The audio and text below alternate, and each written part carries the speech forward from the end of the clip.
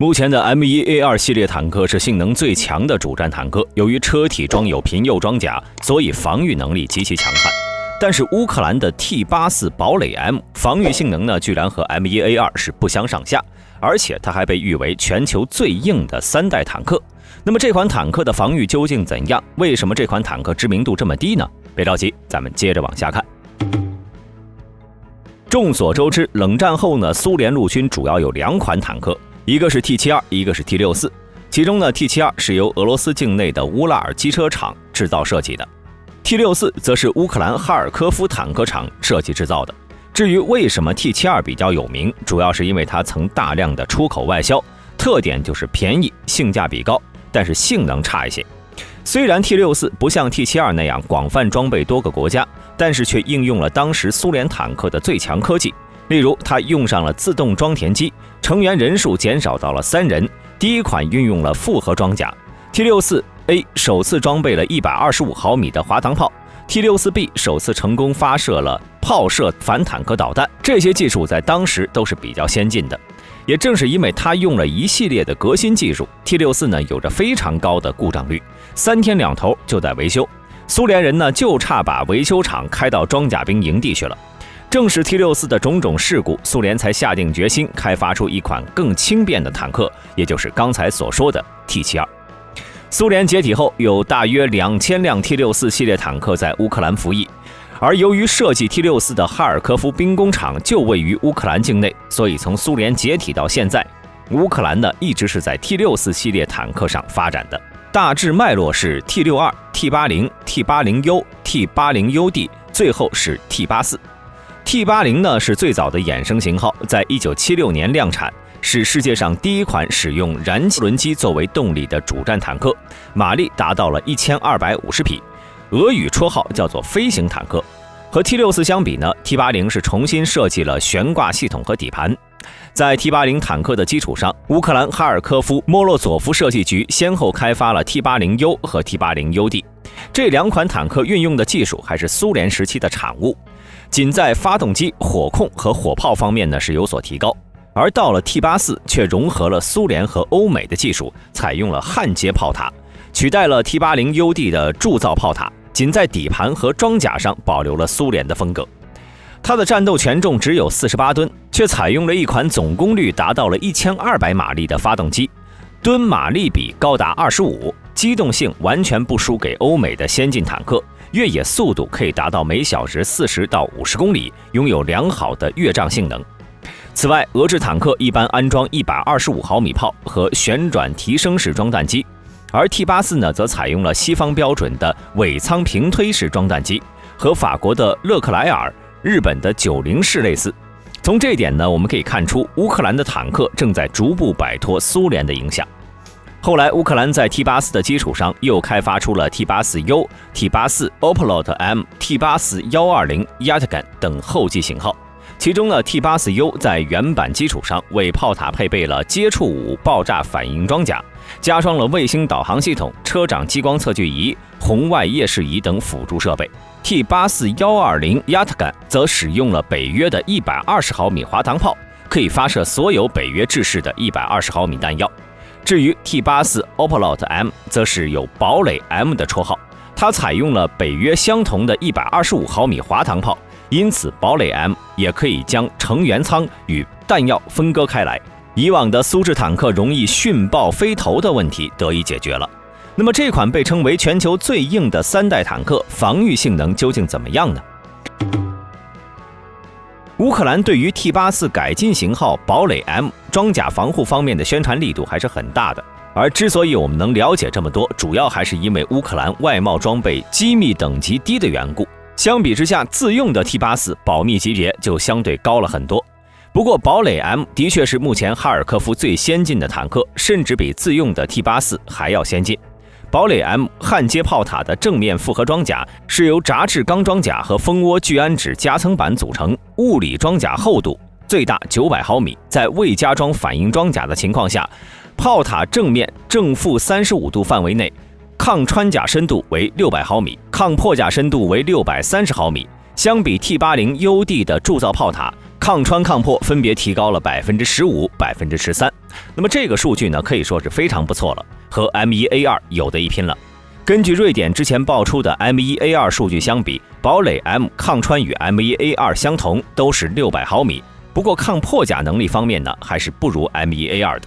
但是考虑到一直以来苏联复合装甲都相对重视抗穿甲能力，而并非抗破甲，所以呢也是情有可原。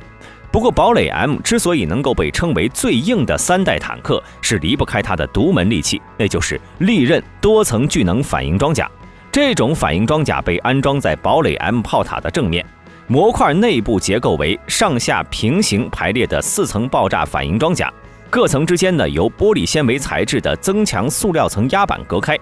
之所以采用这种结构，是为了减缓来袭弹药的穿透能力。炮弹想要彻底的侵撤装甲，至少需要经过2层爆反装甲，能够有效抵御串联破甲战斗部的打击，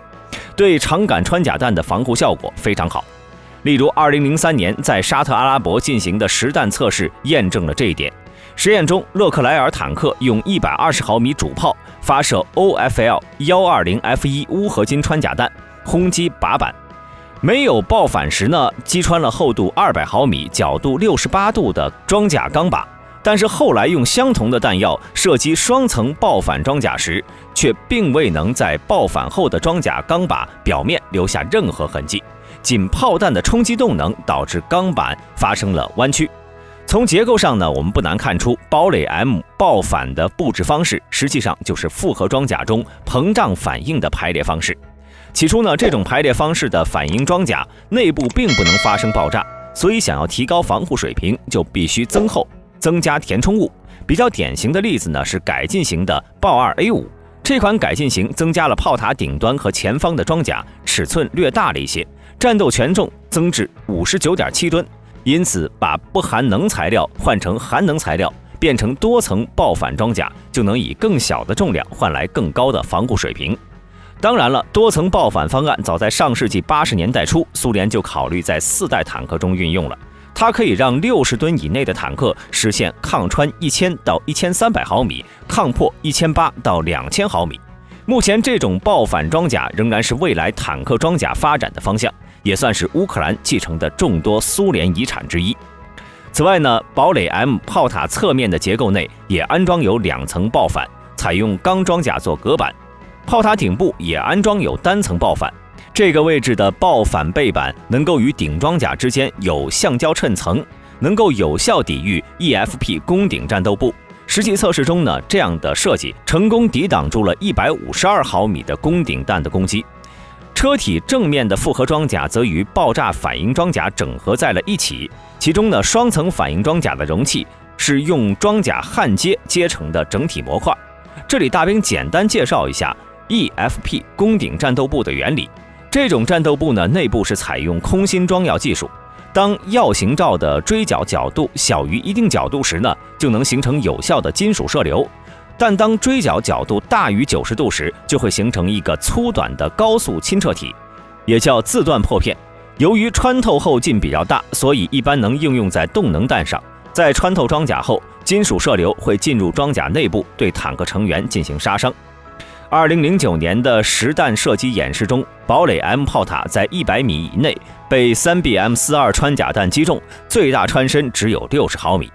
图中左侧是没有被利刃爆反保护的装甲，很明显它已经被击穿了。右侧则是有利刃保护的装甲，从痕迹来看呢，它甚至没有击穿爆反模块的背板。不过根据目前已知的信息，堡垒 M 所进行过的所有全尺寸装甲防护测试中呢，正面防护模块都没有被击穿过，因此它的极限防护数据并没有具体数据。值得一提的是，由于它的防护表现太过亮眼，美军在2018年也采购了一辆用于技术分析和作战部队训练。也不知道美军拿到的那一辆会不会拿去打一下看看，毕竟以乌克兰的穿甲弹水平看呢，他们或许没有办法测试出真实的结果。最后，堡垒 M 的侧面防护为3层爆反装甲堆积而成，考虑到侧面基本也被穿甲弹打过，所以大兵这里说一下它的抗穿甲数值，各位看一下就可以了。预计为600毫米，抗穿甲深度为600毫米，抗破甲深度为630毫米。防护方面呢，大兵总结了一下，堡垒 M 炮塔正面抗破甲数值大于等于1200毫米，抗穿甲数值为大于等于1500毫米，车体正面抗破甲数值为1000毫米，抗穿甲数值为大于等于1400毫米。按照这个数据来讲呢，堡垒 M 可能是全球唯一一辆抗穿超过1000毫米的3代坦克。俄军现役的 3BM42、3BM60 穿甲弹，德国的 DM53 脱壳穿甲弹，甚至连美军的 M829A4 也不够看。唯一能挑战的或许只有美军的地狱火1400毫米的破甲深度，这还得是运气比较好的情况下。从这个方面来看呢，乌克兰的 T-84堡垒 M 并不是纸面数据好看，同时也解释了为什么连美军都要买回一辆来研究研究。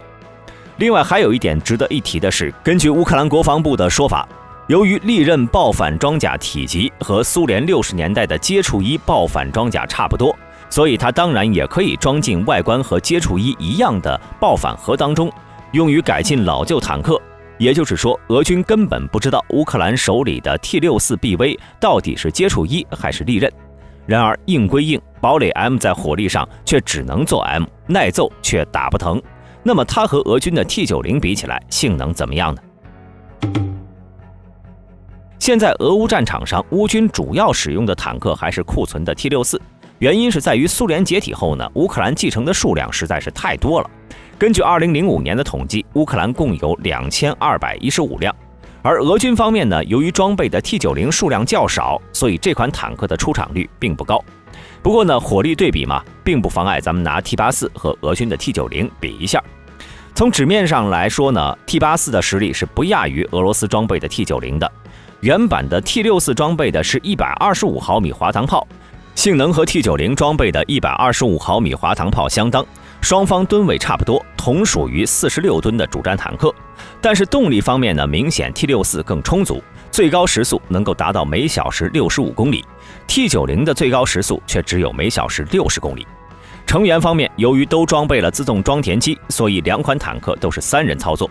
主炮方面， T90 与 T84早期型号使用的都是一门125毫米滑膛炮，这两种坦克炮是师出同门，都是从苏联的 2A46 坦克炮改进而来。由于技术相差无几，所以改进后的自动装弹机装弹速度和弹药携带量也相差不大。T84备弹46发， T90 备弹42发，纸面实力两者火炮差距不大。炮弹方面， T90 与 T84都配备了尾翼稳定脱壳穿甲弹，俄罗斯使用的是 3BM42M 与 3BM46型尾翼稳定脱壳穿甲弹，采用由钨合金和贫铀材料制成的高长径比穿甲弹芯，在2公里处贯穿600毫米以上的均质钢装甲。根据咱们前面介绍的数据啊，战场上的 T90 那只能给堡垒 M 挠挠痒。至于 T84， 它也配备了威力近似的穿甲弹，但是不一样的地方在于啊，乌克兰自制的长剑2型穿甲弹采用了瑞士精加工工艺，因此穿甲能力是要优于俄制穿甲弹的。此外呢，乌克兰研制的战斗激光制导导弹射程也达到了5公里，还配备了串联装药弹头，可以贯穿800毫米的均质钢装甲。也就是说，如果 T84 和 T90 站在原地不动，你打我一下，我打你一下，双方都很难击毁对方。综合来说呢，乌克兰 T84后期版本堡垒 M 和俄罗斯的 T90 火力性能基本上是不相上下，但在防护能力上，明显堡垒 M 要更胜一筹。此外，根据2011年泰国和乌克兰国防工业公司签署的合同，49辆 T84 和2辆坦克抢修车，总价值只有 2.4 亿美元，综合每辆 T84 单价还不到500万美元，所以在价格方面呢 ，T84 是比较低廉的。不过这批坦克呢，本来应该在2014年全部交付，但是哈尔科夫机械制造厂已经10多年没有大规模生产坦克了，平时只是缝缝补补、小打小闹，所以泰国订购的坦克交付进度也是拖拖拉拉，平均1年是只能交付5辆。结果2014年，乌克兰又爆发了克里米亚和乌东地区战争，俄罗斯除了采取军事打击之外呢，对乌克兰采取政治作战，破坏兵工厂的生产力和人才供给，最终 T84 的交付变得遥遥无期。无奈呢，泰国只能先购买别国坦克，到了2019年，乌克兰才向泰国交付完49辆 T-84。从这里我们也可以明显看出，苏联解体后，乌克兰的工业实力一直处于下滑状态。这不仅影响到了乌克兰军工的出口，也影响到了自己。例如2017年，乌克兰第一次参加欧洲坦克挑战赛，虽然当时他们派出的是老式的 T64BV， 但在6个国家中，乌克兰却并不是最后一名。他们竟然用了一款70年代的坦克，超过了使用豹2 A5 的波兰队。所以乌克兰的坦克还是不错的，产量才是 T-84最大的问题。到目前为止，根据网上的报道，乌克兰装备的 T-84数量总计是不会超过120辆。乌克兰主力依靠的还是老式的 T-64以及 T-64的改进型号，比如 T-64BV。咱们前面提到了，俄军的 T-90装备数量也比较少，战场上呢多是以 T-72和 T-80为主，所以俄乌的坦克大战反倒变成了冷战时期的 T-72对决 T-64。但是此时战场的战场环境已经发生了变化，21世纪的反坦克导弹直接将俄军70年代的坦克按在地上猛锤，大量的 T-72和 BMP 步兵战车在战场上被打爆了。综合来看，堡垒 M 拥有全球最硬的3代坦克的称号是当之无愧的。但是无论如何，由于过少的装备数量，在战争中只能发挥有限的作用。好了，本期视频到这里就结束了，我是大兵，我们下期视频再见。